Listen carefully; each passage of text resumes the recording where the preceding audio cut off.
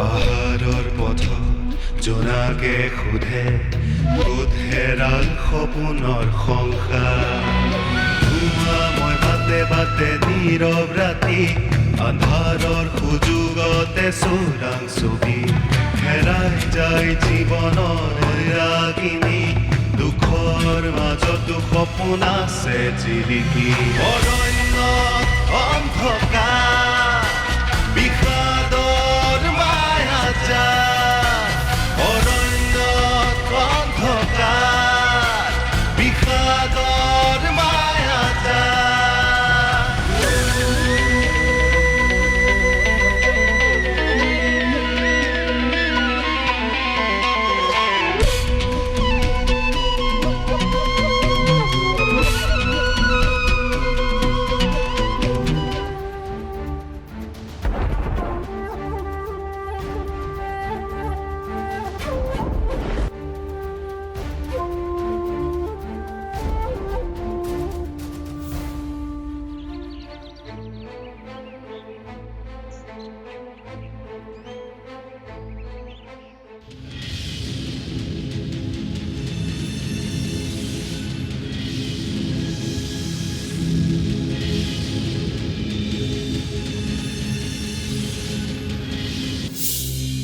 কোন মানুহে কি স্বাৰ্থ পূৰণৰ কাৰণে কি ৰূপ লৈ থাকে একো গম নাপায়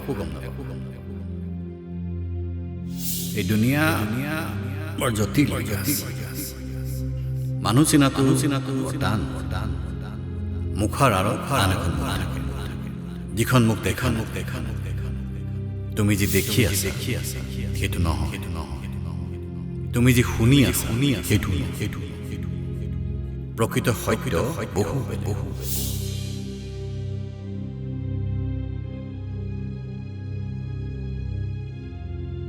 পাৰে বড়োলৈ নিচিনা মানুহে তুমি আৰু মই ভাবিব নোৱাৰা বহুত বেয়া কাম কৰিব কাৰণ মই আৰু মোৰ হাজবেণ্ডে তাৰ কথা খুব ভালদৰে জানো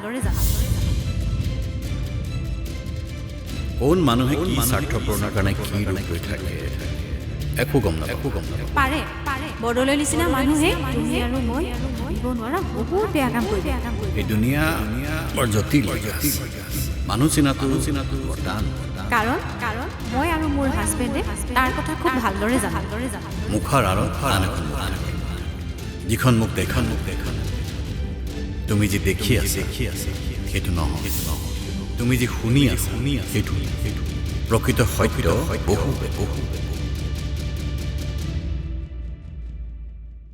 চাবি চৰ্দাৰে কিন্তু কিবা কৰিম বুলি ভাবিলে বহুত কিবা কিবি কৰি দিব পাৰে কিন্তু তোৰ প্ৰতি ভাল ভাৱ আছে কাৰণে ইমান দিনে মনে মনে আছে কি কৰিব পাৰে সি হা কচোন কি কৰিব পাৰে ঐ একো কৰিব নোৱাৰে সেইদিনা দেৱী পূজাত তই যিখিনি কৰিলি নহয় তাৰ কাৰণে গাঁৱত তোৰ নামত মেল বহোৱা কথা আছিলে বহাব লাগিছিল কোনে মানা কৰিছে চৰ্দাৰৰ তোৰ প্ৰতি মৰম আছিলে কাৰণে মেলটো হ'ব নিদিলে তোৰ কাৰণে চৰ্দাৰ বহুত নৰম আৰু বুইছ মানুহৰ ভাগ্য ভালে থাকিলেহে চৰ্দাৰৰ নিচিনা মানুহৰ নজৰ পৰে তোৰ বহুত ভাল ভাগ্য আমি ধৰিংছে মোক তেনেকৈ ভাগ্য নালাগে ঐ তই হলি অকলে থকা মানুহ যদি চৰ্দাৰৰ লগত বিয়া হৈ যাও তেতিয়া ল'ৰাটোৰ লগত আৰামছে বহি খাই শান্তিৰে জীয়াই থাকিব পাৰিবি তই না নকৰিবি আবি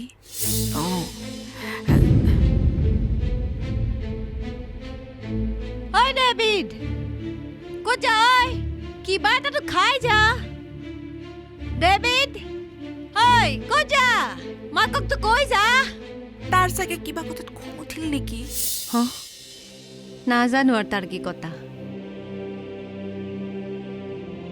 মইতো খং উঠিব একো কথা কোৱা নাই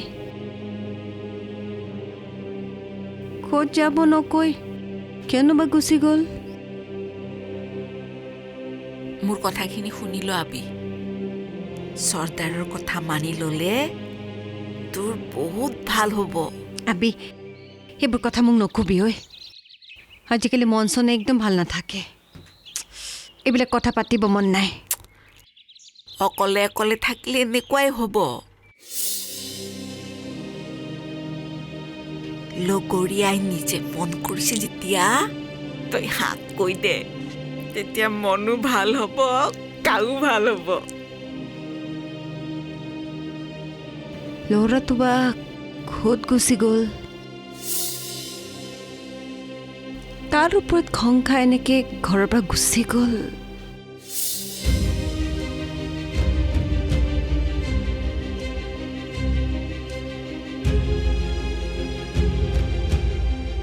তই হলি অকলে থকা মানুহ।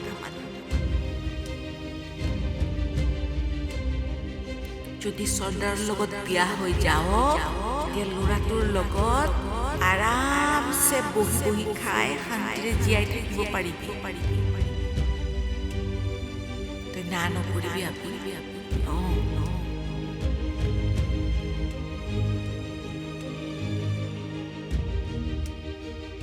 মানুহবোৰ চব স্বাৰ্থপৰ হৈ গ'ল। চবেই নিজৰ কথাই ভাবে। মোৰ মায়েও নিজৰ কথা ভাবিছে। মনে মনে চৰ্দাৰৰ লগত বিয়া হৈ যোৱাৰ কথা ভাবিছে। মোক এৰি মা বিয়া হৈ গুচি যাব। ঐ পিতাই, দেখিলি নহয় মাৰ কাণ্ডখন? তোক আৰু মোক পাহৰি এতিয়া চৰ্দাৰকে নিজৰ কৰাৰ কথা ভাবিছে। ঐ পিতাই, মা বহুত স্বাৰ্থপৰ হৈ গ'ল। বহুত স্বাৰ্থপৰ হৈ গ'ল অ পিতাই, তই শুনিছনে নাই?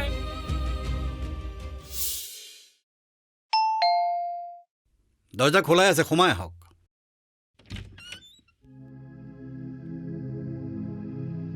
চৰি ছাৰ, আপোনাক ফোন নকৰাকৈ মই আকৌ আহিবলগীয়া হ'ল। মই জানো বিশেষ কিবা দৰকাৰ নহ'লে তুমি আহি এনেকৈ ঘপককৈ নোলোৱাহি। বহা।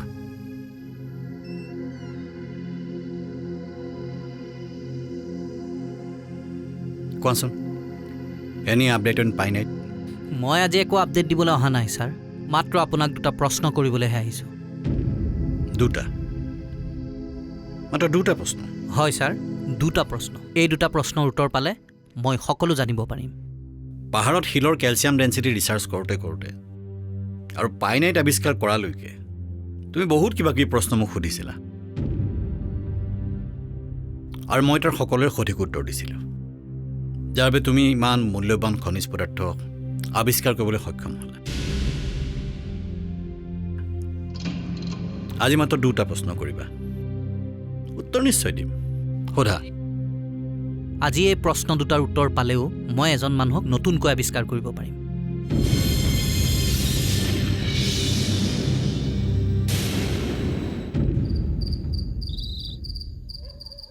চাকনাখিনি উলিয়া। চাকনাখিনি কি হ'ল? শেষ হ'ল। জলকীয়া নিমখ আছে যদি উলিয়া। মাৰি দে। চব স্বাৰ্থপৰ।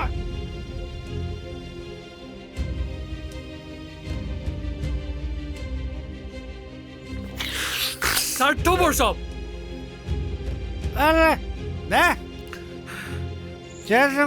চব স্বাৰ্থপৰ, চব স্বাৰ্থপৰ।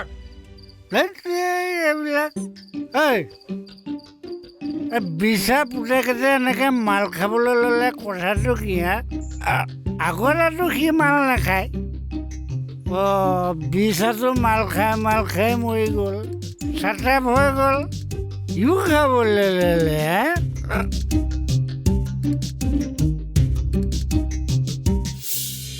মোৰ প্ৰথম প্ৰশ্নটো হ'ল, পাইনাইটৰ লোকেশ্যনৰ কথা মোক গোপন কৰিবলৈ কৈ আপুনি নিজেই কথাবোৰ কিয় লিক কৰিলে ছাৰ? মোৰ অনুমান সঁচা নে ছাৰ? এই গোপন কথাবোৰ আপোনাৰ পৰাই লিক হোৱা নাই জানো? কিহৰ ওপৰত ভিত্তি কৰি তুমি এনে প্ৰশ্ন কৰিছা, মই জানিব পাৰোঁনে? DSP দামোদৰ ব্ৰহ্মৰ পত্নীৰ পৰা মই আপোনাৰ অতীতৰ কথা কিছুমান জানিব পাৰিছোঁ।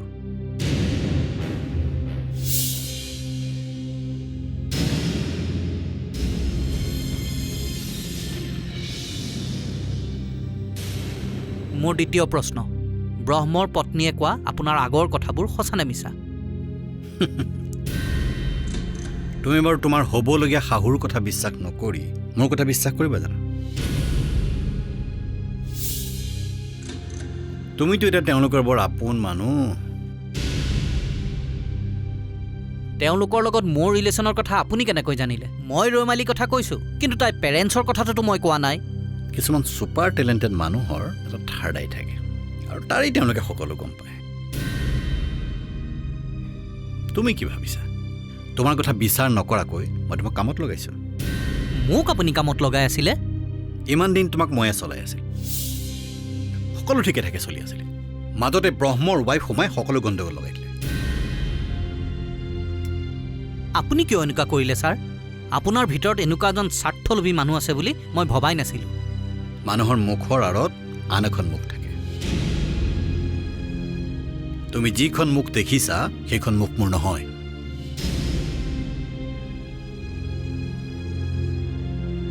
তুমি যিবোৰ কথা শুনি আছা সেইবোৰ মোৰ কথা নহয়।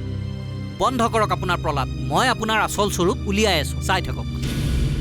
মোৰ স্বৰূপটো তুমি গম পালাই, এতিয়া কথাবোৰ লুকুৱাই একো লাভ নাই।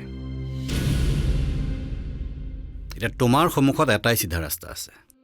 তুমি মোক ছাপৰ্ট কৰি নিজৰ লাভৰ কথা ভাবা, উচিত পুৰস্কাৰ পাবা।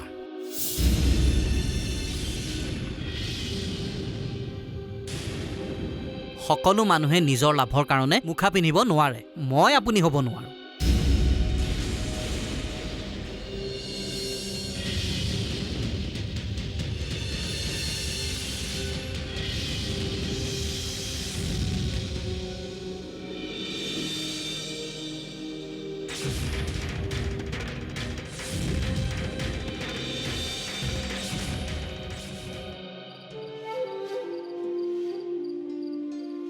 ক'তনো গ'লে ল'ৰাটো? ইমান দেৰি ঘৰ অহা নাই। কোনেও মোৰ কথা নাভাবে, চবে নিজৰ কথাই ভাবে। স্বাৰ্থপৰ চালা। ঐ ডেভিড, তইনো কাৰ লগত কথা পাতি আছিলি? ঐ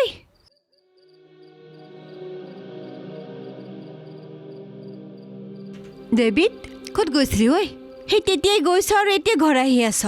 মই ক'ত যাওঁ কিয় লাগে তোক? কিয় নালাগে মোক? হা, তোৰ কাৰণে মোৰ কিমান চিন্তা হৈ আছে তই কি জান?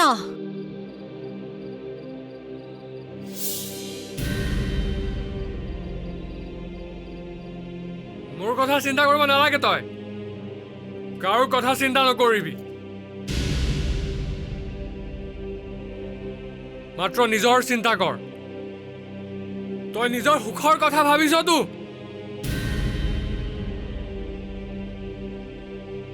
ভাবি থাক। কি কথা কৈছ ল'ৰা? সেইবোৰ তই কি কৈছ?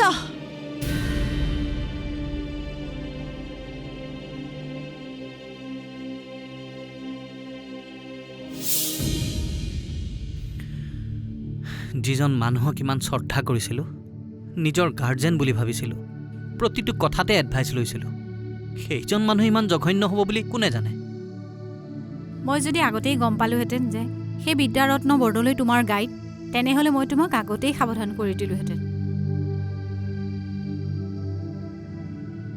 পাপাৰ মতে সি এটা মাষ্টাৰ ভিলেন। পাপা অচি থাকোঁতে তাক স্মাগলিং কেছত ধৰা পেলাইছিলে, কিন্তু সি চব মেনেজ কৰি এতিয়াও বাচি আছে। তেওঁৰ দৰে চাইণ্টিষ্ট এজনে যদি স্মাগলিং কৰে, তেন্তে মানুহে কাক বিশ্বাস কৰিব? টকাৰ কাৰণে মানুহে নিজৰ শিক্ষা, নিজৰ ইমেজ আৰু নিজৰ টেলেণ্টকো পাহৰি যাব পাৰেনে? আমাৰ এওঁৰ লগত তেওঁ পুৰণি শত্ৰুতা আছে। এওঁ যে তাৰ ওচৰত বিকি যোৱা নাছিল, তাৰ সেইটোৱেই খং। সি কেইবাবাৰো এওঁৰ ওপৰত এটেক কৰিছে।